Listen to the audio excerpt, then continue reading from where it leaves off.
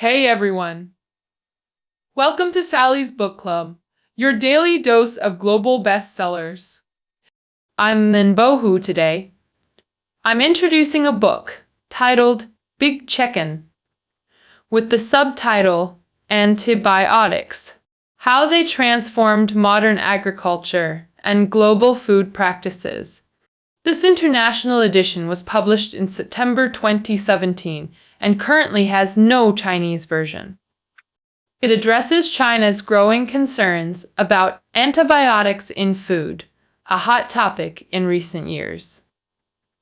We often hear alarmist claims about this issue, like stories about hormone-fed chickens causing early puberty in kids or masculinization in women. But verifying these claims is challenging for the public. Ordinary people lack the resources to scientifically trace antibiotics' path into food or assess their health impacts. If so, how significant are these impacts? Who should be held accountable for antibiotic overuse? And most importantly, how should we address antibiotic residues in food? This book provides the most up-to-date and authoritative analysis on food antibiotics. Published by National Geographic with solid scientific credentials. It was named 2017's Best Science Book by Amazon and Wired magazine. Because it's more reliable than those viral social media posts you see daily. Here's proof. Nearly 100 pages of its 400-page content are detailed source citations. Author Marion McKenna, an award-winning investigative journalist specializing in food safety policies, spent over a decade researching U.S. poultry industry practices. Her extensive fieldwork included in-depth studies of American poultry farms. The book gained significant attention in U.S. media and medical communities, including endorsements from Wall Street Journal. Today, we'll digest this 400-page tome through 3 key sections. Let's dive into chicken. Simply put, we'll examine antibiotic use through America's most common meat, chicken, across past, present, and future. First, how antibiotics entered poultry farming historically. Let's clarify a key concept about antibiotic usage first. Contrary to common belief, antibiotics aren't mainly for disease prevention. They're used as growth promoters to make chickens bigger faster. This brings us to our first question. Why did humans start using antibiotics as chicken growth hormones?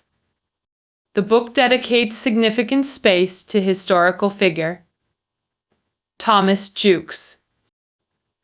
Though less famous than Edison or Fleming, Jukes' impact on modern life is equally profound. He's now recognized as the father of antibiotic-fed poultry. Let's review his background.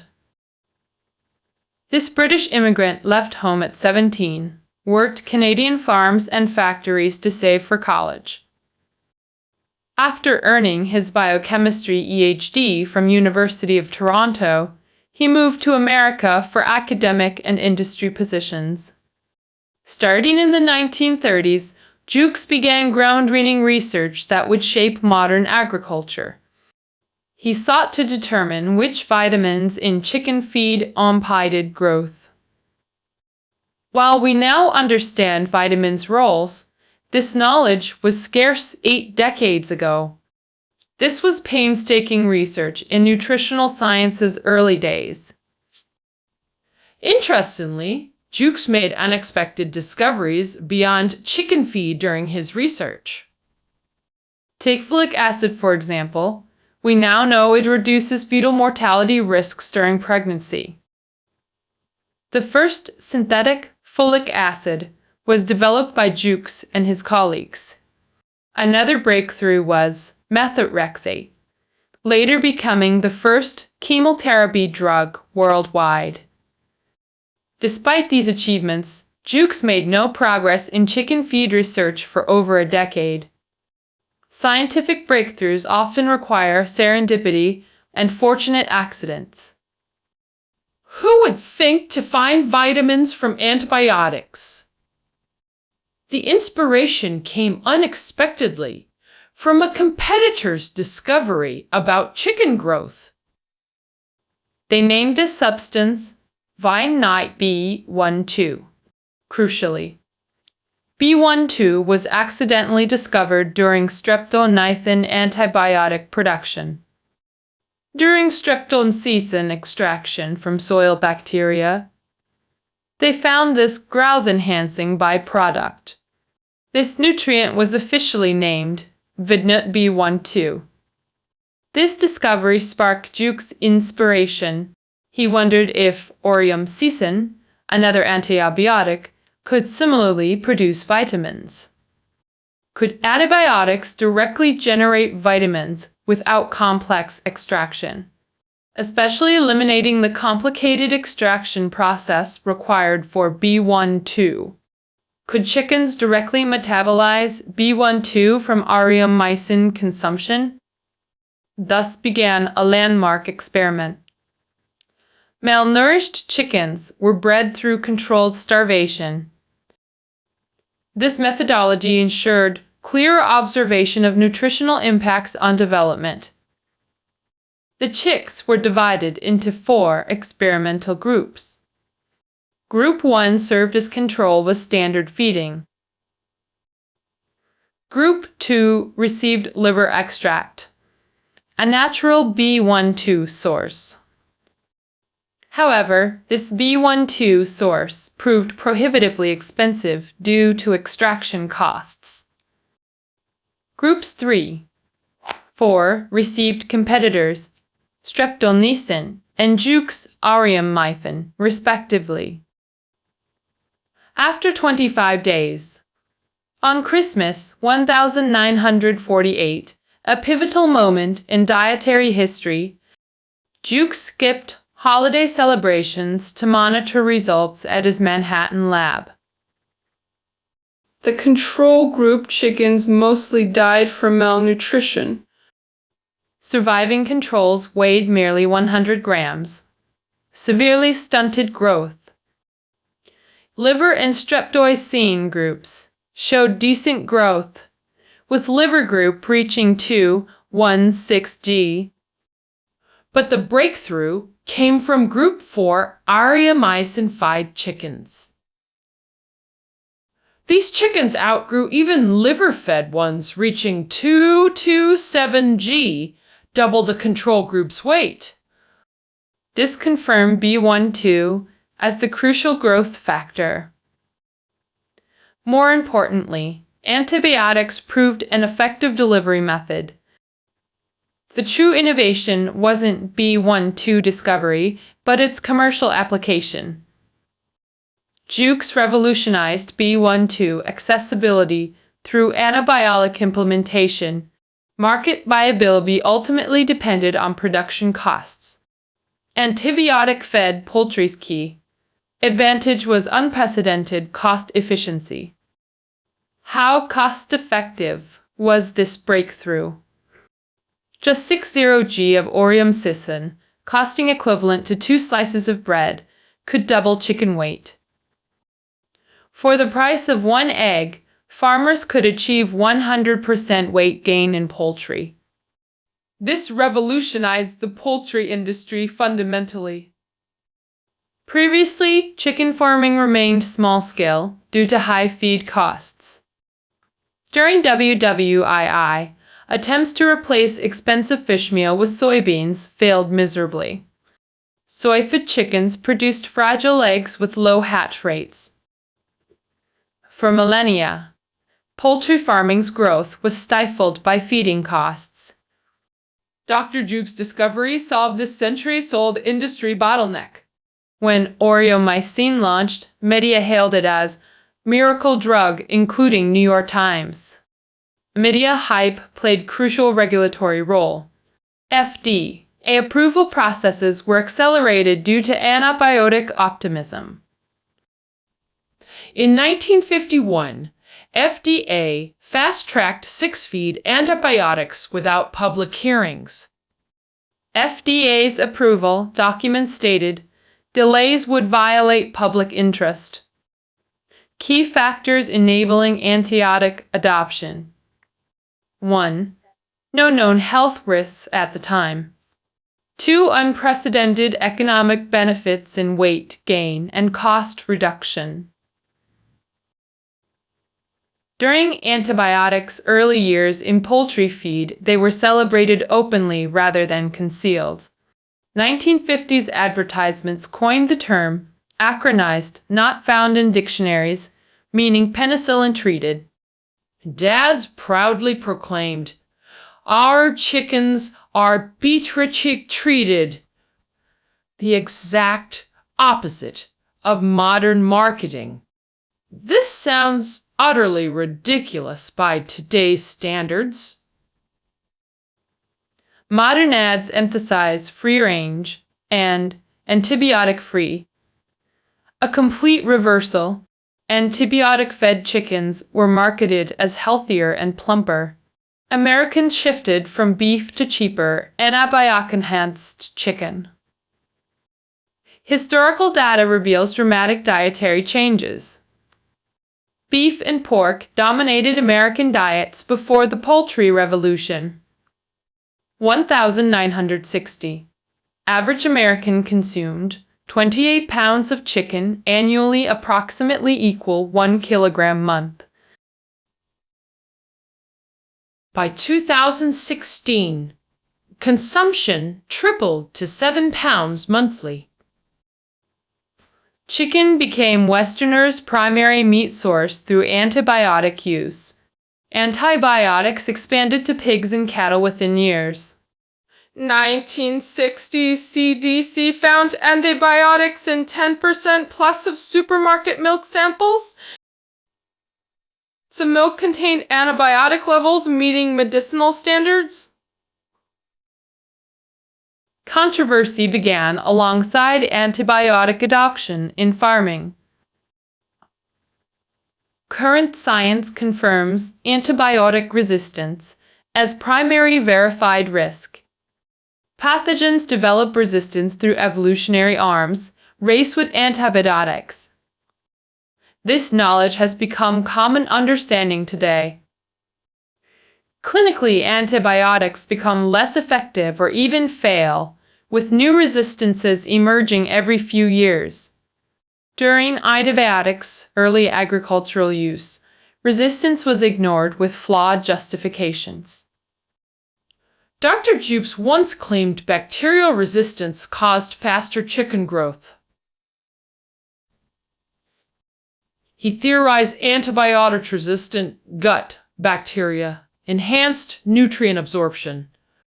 This logic conflicted with basic biology. Even Jukes later doubted his own claims. He then proposed a safety valve theory. Farmers would stop using ineffective antibiotics, essentially claiming market forces would prevent overuse.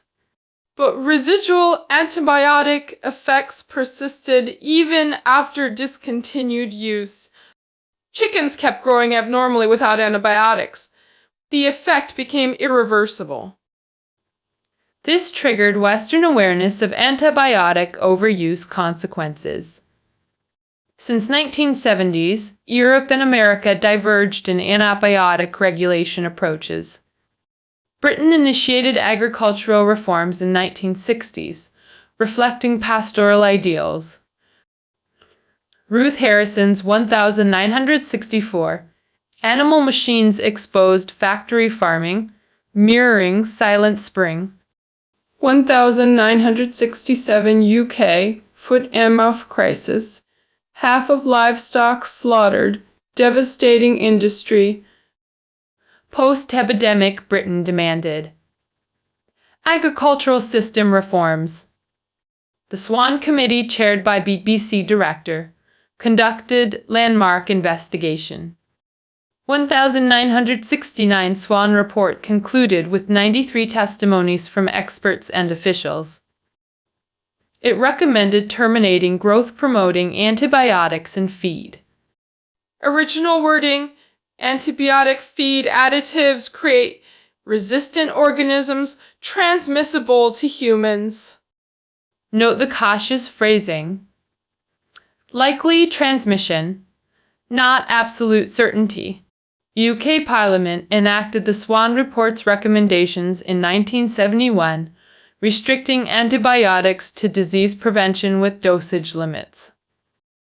The report's influence crossed the Atlantic, shifting U.S. public discourse on agricultural antibiotics. FDA's 1972 committee reached similar conclusions but faced industry opposition. Livestock lobbyists blocked legislation through 20-plus years of congressional battles. Congressman Whitten bargained. Loosen restrictions. Will increase FDA funding. Final agreement required conclusive evidence of harm for antibiotic bans. From 1995, U.S. antibiotic use remained largely unrestricted. Regulatory divergence. Europe's precaution vs. America's evidence-based approach. 1980s. U.S. cases confirmed Animalta human-resistant bacteria transmission. 2013 Salmonella outbreak. Mutated strain hospitalized 1 in 3 patients. Ciprofloxacin became last-line defense against superbugs. 1998. NANAS report confirmed antibiotic resistance transmission chain.